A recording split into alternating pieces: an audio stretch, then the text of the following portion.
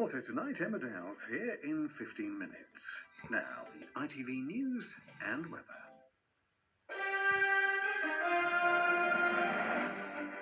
Good evening, welcome to the ITV Boxing Day News and Sport. The headlines: 300 die in China nightclub blaze.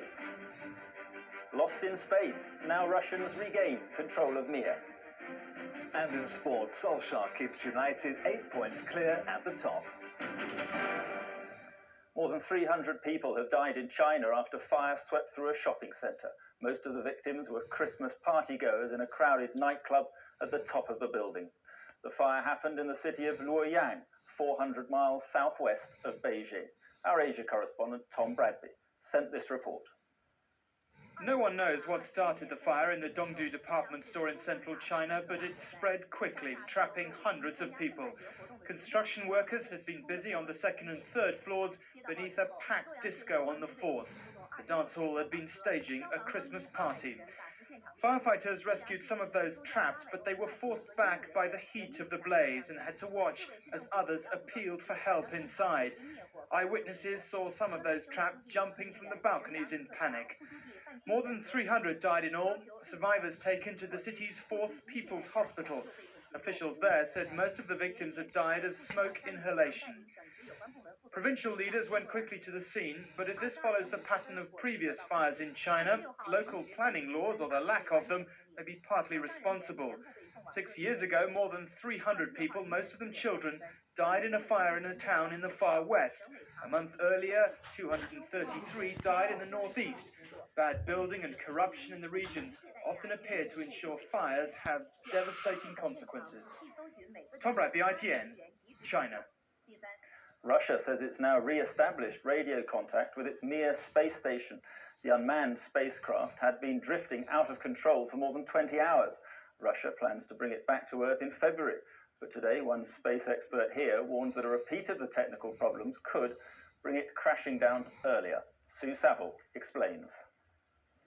The unexplained loss of radio contact with the aging Mir space station has raised serious concerns about the plan to bring it back to Earth in a controlled crash into the Pacific Ocean in February. Scientists at the Russian Space Mission Control anxiously worked to re-establish communications, but they insist that Mir is not going to fall out of its orbit.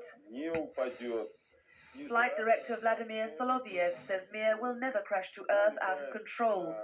But other space experts fear that Mir could crash down, causing the most disastrous space accident ever. Imagine an aircraft falling out of the sky in flames onto a populous area.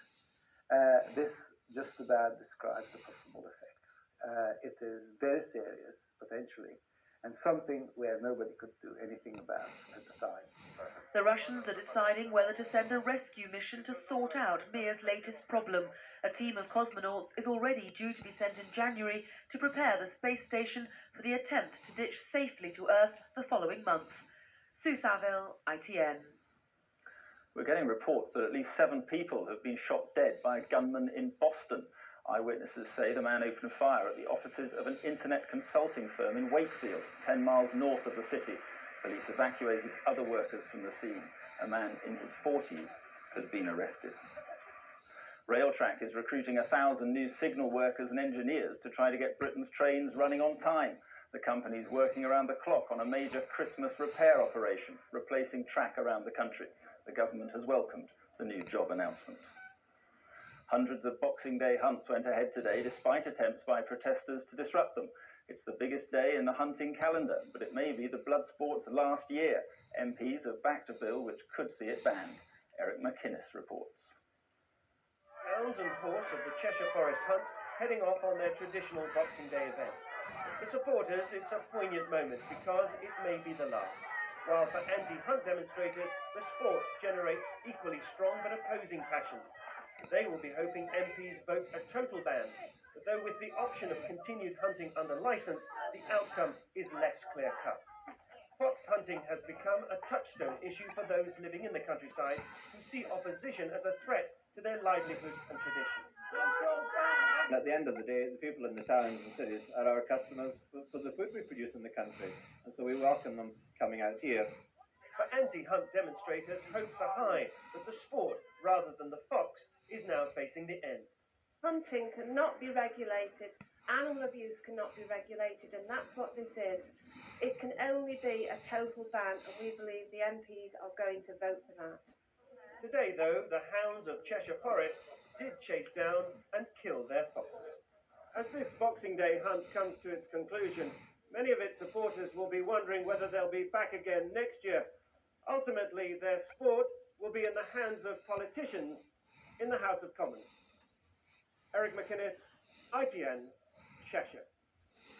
Now, Boxing Day means Premier League action, so for news of that and the rest of the sport, here's Graham. How do you stop Manchester United? They maintain their 8-point lead at the top of the Premiership with a 1-0 victory at Aston Villa. The champions left it late though. Ole Gunnar Solskjaer got the winner with just 5 minutes to go, his 5th goal in 5 games. The goal was crucial for the champions as Arsenal burst back into form with a 6-1 win over third-place Leicester. West Ham went goal crazy as well, as Alec Wilkinson reports. 7 goals in this match. Unfortunately for Leicester, most were by Arsenal. Thierry Henry opened the scoring and his hat-trick on 35 minutes.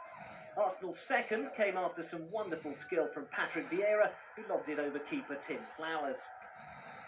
Adi Akinbaye pulled one back for Leicester in the second half, but Arsenal haven't lost at home this season, and Henry showed why with his second. Substitute Frederick Ljungberg made it 4 before Henry got his third on 82 minutes. It ended Arsenal 6, Leicester 1. Charlton were on the wrong end of the goal fest at West Ham. After Paolo Di Canio's opener came Frederick Canute's first of 2 goals. Charlton never looked like closing the gap as Frank Lampard slotted away West Ham's third. Their fourth came after a blistering shot from Trevor Sinclair. Final score, West Ham 5, Charlton 0. Alec Wilkinson, ITN Sport. In the Scottish Premier League, it was top v bottom. Dundee United were beaten 4-0 by the leaders Celtic. Henrik Larsson's penalty was his 24th league goal of the season. Chris Sutton stretched the lead with 2 goals inside 10 minutes. Stilian Petrov sealed the victory in the 77th minute. Let's now check on all the top results in England and Scotland. Starting with the FA Carling Premiership, Arsenal 6, Leicester 1, Aston Villa 0, Manchester United 1, Bradford 1, Sunderland 4, Everton 1, Coventry 2, Ipswich 2, Chelsea 2, Manchester City 0, Derby 0, Middlesbrough 1, Liverpool 0, Newcastle 2, Leeds 1, West Ham 5, Charlton 0.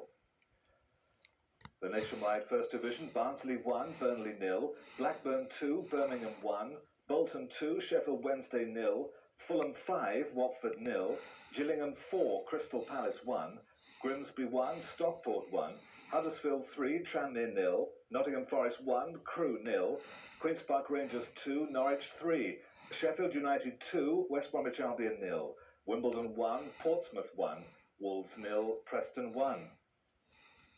The Bank of Scotland Scottish Premier League, Dundee United 0, Celtic 4, Dunfermline 3, Aberdeen 2, Hearts 1, Hibernian 1, Motherwell 0, Dundee 4, Rangers 3, St Johnstone 0, and St Mirren 1, Kilmarnock 3.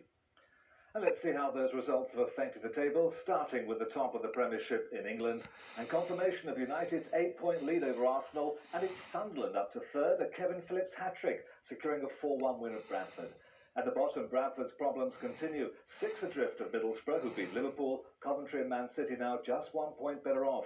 In Scotland, Celtic's win means they have a 12-point lead over Hibs, who drew the Edinburgh derby with Hearts. Rangers stay third on goal difference. Now the traditional Boxing Day meet at Kempton. The King George VI chase proved a disappointment for the favourite. 2-time winner Seymour Business was aiming for a hat-trick, but it was the Frencham's first goal that took control of the race, romping home to win at 5-2. Florida Pearl came in second, Bellator was third. And that's the sport this Boxing Day night. Back to Mark. And that's it. I'll be back with the next news at 11:25. Until then, enjoy what's left of Boxing Day from Graham and from me. Bye-bye. Bye-bye.